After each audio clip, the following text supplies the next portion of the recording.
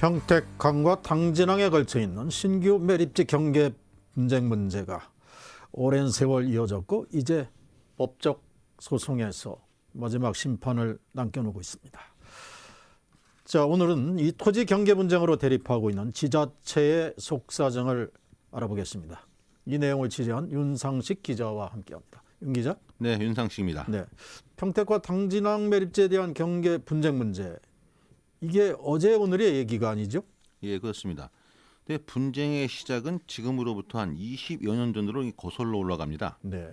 지난 1997년 12월에 평택 당진항 서부도 제방 일부가 준공되면서 당시 사업 주관 시행청인 인천지방해양항만청에서 평택시에 토지 등록을 의뢰해 왔습니다. 토지 등록을 의뢰받은 평택시는 그 다음해인 1998년 3월에 해수부 소유로 토지 등록을 완료했다고 합니다. 네. 자, 그러니까 서부도 제방이 만들어지면서 이제 시작된 분쟁인데 평택시가 토지 등록을 하고 난 후에 당진시도 똑같이 직권으로 토지를 등록했다고 하는데 그게 맞나요? 예, 그렇다고 합니다. 그 당시에 당진군이 국립지리정보원에서 간행한 지형도상 해상 경계선을 기준으로 평택시에서 등록한 토지 중 일부를 말소해 줄 것을 요구했다고 합니다. 네. 그러나 이 평택시가 당진군의 말소 요구에 불응했다는 것입니다. 네. 여기에 따라서 당진군이 토지 일부를 임의로 등록하고 지난 2000년 9월에 헌법재판소에 권한쟁의 심판을 청구한 것입니다. 네. 자, 이렇게 해서 분쟁이 시작된 것 같은데 그러면 그 당시에 당진시가 헌법재판소에 청구한 권한쟁의 심판에 대한 자세한 내용이 어떤 것입니까? 네, 지형도상 해상 경계선을 기준으로 안쪽은 당진 관할이라는 주장을 펴기 위해 헌법재판소에 권한쟁의 심판 청구를 한 것으로 보여집니다. 네. 그러면 당진시가 권한쟁의 심판 청구를 한 것에 대해서 헌법재판소가 어떤 판결을 내렸습니까? 네, 헌법재판소에서 당진군의 손을 들어줬다고 합니다. 평택시 정운진 총무국장의 말을 들어보겠습니다. 당진군에서 권한쟁의 심판을 청구한 지 4년 후인 지난 2004년 9월 23일 헌법재판소는 신규 매립지에 대한 관할하는 법률이 없는 상황에서 국립지리정보원이 간행한 지형도상의 해상 경계선을 행정관습법으로 인정해 5대4로 당진군의 승소 판결을 결정했습니다. 네, 자, 행정관습법에 의거한 판결. 이 현재의 판결에 대해서 평택시가 그냥 받아들이지는 않았을 것인데 당시 헌재에서도 많은 의견들이 오고 갔다면서요? 네, 그렇습니다. 해상 경계선으로 이 판결을 하다 보니 헌재 측에서도 여러 가지 문제가 많다는 점을 인식해서 네. 여러 가지 단서 조항을 걸었습니다. 평택시 정운진 총무국장의 말을 들어보겠습니다. 당진군과 제방 사이에는 바다가 놓여 있어 당진군이 이 사건 제방에 대한 행정권을 행사하는 것이 비효율적이고 제방을 이용하는 주민들이 평택시에 거주하므로 행정권과 생활권이 일치하지 않아 앞으로 건설될 항만시설의 관리를 단일 지자체가 하는 것이 효율적이라고 판단돼 국가가 관할구역 경계 변경 절차에 따라 구역을 변경할 수 있다라고 적시했습니다. 네, 자, 헌재 의견을 의뢰했는데 2009년에 지방자치법이 일부 개정되지 않았습니까? 네, 그렇습니다. 네, 자, 이런 지방자치법 개정이 지금 해상경계선 적용에 문제점에 상당한 영향을 줬을 것 같아요. 그게 맞습니까? 꼭 그렇다고는 할 수 없습니다. 네. 단지 평택 당진항 경계 분쟁이 하나의 계기가 되었다고는 볼 수 있습니다. 평택시 정화종 행정경계팀장입니다. 우리나라는 삼면이 바다라 해상경계 관련 분쟁적이 많은 편으로 전국 지자체 중에 약 30% 이상인 75개 시군구가 대상 지역입니다. 그러다 보니 정부에서 법률의 필요성을 느꼈고 분쟁 지역을 해소하기 위해 지방자치법을 개정한 것으로 알고 있습니다. 네. 그러면 지방자치법 개정의 주요 내용에는 어떤 것들이 들어 있습니까? 개정 내용은 많지는 않습니다. 신규 매립지는 중앙분쟁조정위원회의 심의를 거쳐 행정안전부 장관이 결정하도록 법률이 개정된 사항입니다. 분쟁을 줄이기 위해서 공정성을 가지고 판단해서 결정돼야 된다는 취지로 개정된 것으로 보여집니다. 네. 자, 중앙분쟁조정위원회. 자, 이 위원회 구성이 어떻게 됐느냐가 아주 중요할 것 같아요. 네, 당연직과 위촉측을 포함해 총 11명으로 구성됩니다. 당연직에는 행안부와 기재부, 산업통상부, 환경부, 국토부 차관이, 위촉직에는 대학 교수와 변호사, 법학자 등으로 구성이 됩니다.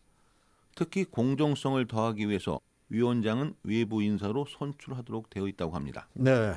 자, 그러면 지방자치법 개정 이후에 평택시에서는 어떤 변화가 있었습니까? 네, 평택시는 신생 매립지를 시 관할 토지로 인정해달라는 내용의 신청서를 행정안전부에 제출했습니다. 평택시 정운진 총무국장입니다.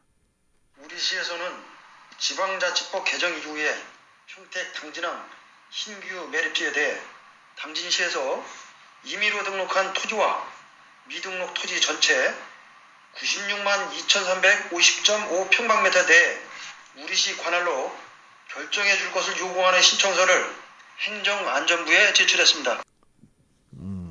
모든 그 매립지를 평택 관할로 해달라. 자, 이런 요청을 했다는데 앞서 헌재에서는 일단 당진시의 손을 들어줬는데 평택시의 관할 결정 신청 요구에 대해서 행정안전부가 어떤 입장을 보였는지 궁금하네요. 네, 중앙분쟁위원회에서 위원들이 직접 현장을 방문해서 실사한 후에 일부는 평택시 관할로, 일부는 당진시 관할로 하는 내용으로 심의 의결했습니다. 평택시 정화종 행정경제팀장의 말을 들어보겠습니다. 중앙분쟁조정위원회에서는 평택항 매립지 현장을 2차례 걸쳐 방문한 후 중분위에서 8회 내지 9회 심의를 하였고, 또한 해당 지자체 의견 제출 및 설명과 외국 사례 비교 등 모든 것을 종합 검토하였습니다. 이에 따라 신청한 총 면적 96만 2,350.5 제곱미터 중 서해고속도로 아랫부분인 67만 9,589.8 제곱미터는 평택시로, 위쪽 28만 2,760.7 제곱미터는 당진시로 중분위에서 심의 의결하였습니다. 이것을 지난 2015년 5월 4일 행정안전부 장관이 결정 공고하였습니다. 네, 이 분할된 면적으로 보면 상당히 이 평택시에 유리한 쪽의 결정이 아닌가 싶은데 지금 행안부가 이 같은 결정을 내린 중요한 근거, 기준이라면 어떤 건가요? 네, 그렇습니다. 행안부에서 신규 매립지에 대해 이같이 결정을 내린 데는 크게 5가지 정도의 결정 기준으로 분류할 수가 있습니다. 네. 첫째가 매립지와 지자체와의 연적 관계, 두 번째가 주민 및 이용자의 편의성, 셋째가 국토의 효율적인 이용, 넷째가 행정의 효율성, 다섯째가 경계 구분의 명확성과 용이성 등을 종합적으로 고려해 결정했다고 합니다. 네. 자, 당진시가 당연히 이 행안부 결정에 불복해서 소송을 제기했을 것 같은데 어떤 소송을 제기했습니까? 그렇습니다. 당진시가 귀속자치단체 결정 취소 소송과 권한쟁의 심판 청구 소송을 제기했습니다. 평택시 정운진 총무국장의 말을 들어보겠습니다. 충청남도와 당진시, 아산시는 행정안전부 장관의 결정에 불복해 지난 2015년 5월 18일 귀속자치단체 결정 취소 소송을 대법원에 제기하고 그해 6월 30일에는 헌법재판소에 해상 경계선을 기준으로 볼 때 지자체 관할 침해를 주장하며 권한쟁의 심판 청구를 제기하였습니다. 네, 대법원과 헌재 양쪽에다가 모두 이 불만 사항을 올린 것인데 이 대법원과 헌법재판소에서 주요 쟁점 차이가 어떤 것입니까? 크게 차이는 없다고 합니다. 네. 다시 정운진 평택시 총무국장의 말 들어보겠습니다.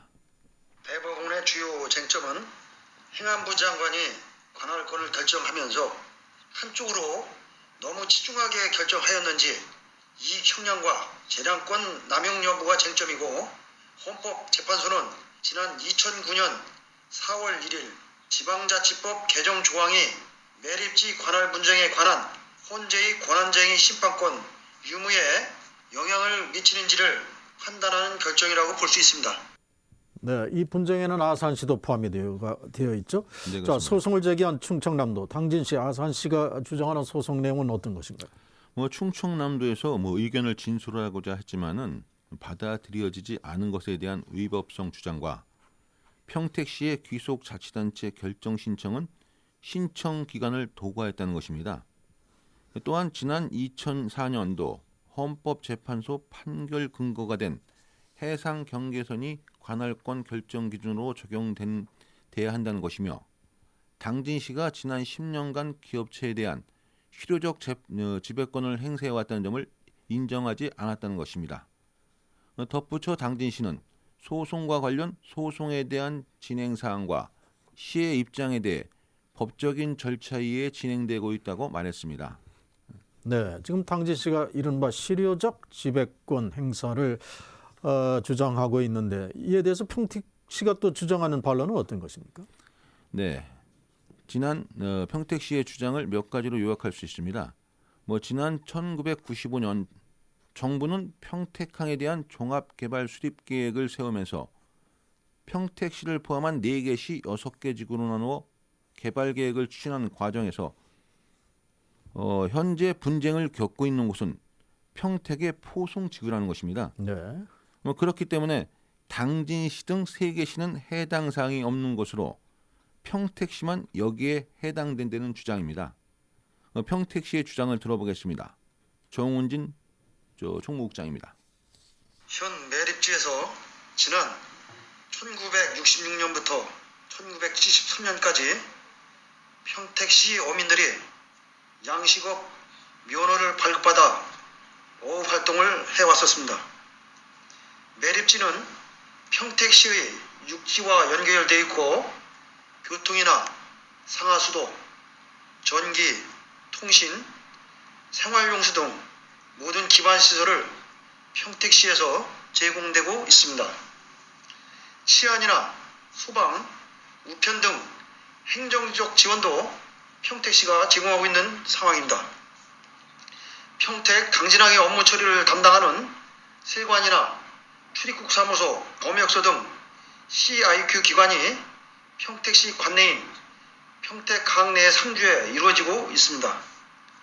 덧붙인다면 시청을 비롯한 법원, 경찰서, 세무서, 소방서 등 행정 등 모든 업무 처리 접근 측면에서 당진시나 아산시보다 월등히 우위에 있어 이용자 편의성, 행정의 효율성, 매립지와 지자체와의 연결 관계는 물론 긴급 상황 시 대처 능력 등 모든 여건을 감안할 때 평택시로 반드시 귀속되어야 합니다.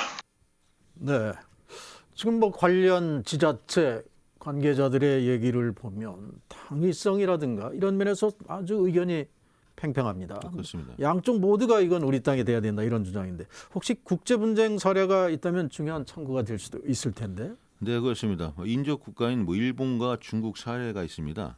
일본과 중국은 한마디로 말하면 육상 경계 연장주의를 채택하고 있습니다. 네. 그걸 다시 말한다면은 신규 매립지 관할곳은 육지와 연접한 지자체에서 관할한다는 내용입니다. 네. 아까 말한 인접성 이런 것들이 중요한 판단 기준으로 보여지네요. 예, 그렇습니다. 자, 이것이 국내에서는 평택과 당진 간의 사례가 첫 사례는 아닌 모양이죠. 이와 비슷한 판결 사례가 있습니까? 예, 있다고 합니다. 정화정 평택시 행정경계팀장의 말을 들어보겠습니다. 대법원 대표 사례로는 대표적으로 전국에 위치한 군산, 김제, 부안군 3개 시군에 걸쳐 있는 새만금 방조제 일부 구간에 대한 귀속자치단체 판결이 지난 2013년에 있었습니다. 당시 대법원 판결 기준은 주민 및 이용자의 편의성과 신규 토지의 효율적 이용, 매립지와 인근 지자체와의 연결 관계, 행정의 효율성 등의 결정에 중요한 역할을 하였습니다. 또한 헌재에서는 지난 4월 경남 사천시와 고성군 간의 삼천포 화력발전소 부지 조성공사에 대한 권한쟁의 심판 청구 결정이 있었습니다. 결정의 주요 기준으로는 신규 매립지의 당초 매립 목적과 신규 토지의 효율적 이용, 매립지와 인근 지자체와의 교통 관계, 외부로부터의 접근성, 행정 처리의 실상 등이 결정적인 역할을 하였습니다. 네. 뭐 지금 얘기를 들어보면 어느 쪽 의견이 맞는지 이게 잘 판단이 안 갑니다. 한 채 양보도 없는 자 우리 땅 싸움. 결국은 법적인 분쟁으로 갈 수밖에 소송으로 갈 수밖에 없어 보이는데 현재 이 양쪽 시의 소송이 대법원에서 진행 중이라는데 어떤 상황입니까? 뭐 당진시에서 소송을 제기해 대법원에서 진행하고 있습니다. 네. 정운진 총무국장의 말을 들어보겠습니다. 지난 3월 대법원에서 첫 변론이 진행됐고 하반기에 평택 당진항 현장 검증을 실시할 예정입니다. 네. 지금 헌재에서도 변론이 진행 중이죠. 가장 최근에 지난 9월에 있었던 것으로 알고 있는데요. 네, 평택시 정화종 행정경계팀장의 말을 들어보겠습니다. 헌재는 지난 2016년에 첫 변론이 있은 후 지난 9월에 두 번째 변론이 있었습니다. 두 번째 변론에서 일부 자료 제출 요구가 있어 현재 준비 중에 있으며 양측 모두 자료를 제출하면 재판부에서 검토한 후에 최종 결정일자를 잡아 통보한다는 입장입니다. 네. 자, 헌재라든가 대법원 판결이 늦어질수록 양쪽에 걸쳐 있는 사업 개발에도 상당한 지장이 올 수 있기 때문에 되도록 빠른 판결을 기대할 텐데 지금 헌재 결정은 언제쯤 나올 것으로 예상이 됩니까? 네, 아직 정확한 것은 알 수 없는 상황이라고 합니다. 네. 빠르면 연말에는 결정이 나오지 않을까 예측하고 있는 정도입니다. 네. 지금 양쪽 지자체 싸움 이거 자칫 단체만의 싸움은 아닙니다. 지금 뭐 1인 시위도 있고 뭐 범대위, 범시민 대책위도 구성되고 있다는데 1인 시위가 지금 진행 중인가요? 네, 지금도 하고 있다고 합니다. 정운진 평택시 총무국장의 말을 들어보겠습니다. 매일같이 대법원과 헌법재판소 정문 앞에서 평택 시민단체가 1인 시위를 하고 있습니다. 평택시 관계자의 한 사람으로서 너무나도 고맙고 감사한 일입니다. 네. 시 관계자가 너무나 고맙다고 하는데 그럼 시민들이 1인 시위하는데 양시 관계자들은 지금 어떻게 하고 있습니까? 시위를 벌이고 있나요? 같이? 네, 그렇습니다. 양시의 시장과 시의회 의장이 1인 시위에 나섰습니다. 당진시의 같은 경우에는 김홍장 시장이 지난 2017년에 헌재 앞에서 1인 시위를 했고 시의회 김기태 시의장은 지난 8월 대법원 앞에서 1인 시위를 했습니다. 네. 시장과 시의장들은 어떤가요? 평택에. 예, 평택에서도 1인 시위에 나섰습니다. 지난달 31일 정장선 평택시장이 헌재 앞에서 권영하 시의회 의장이 대법원 앞에서 1인 시위를 벌였습니다. 네. 자, 이렇게 한 채 양보도 이루어지지 않는 이런 분쟁 그리고 시위까지 나서는 이런 상황. 이 싸움이 왜 이렇게까지 발전하고 있는지. 물론 그 항만 개발에 따른 엄청난 경제적 이익 그리고 지자체에 대한 여러 가지 발전 요소들 때문이겠죠.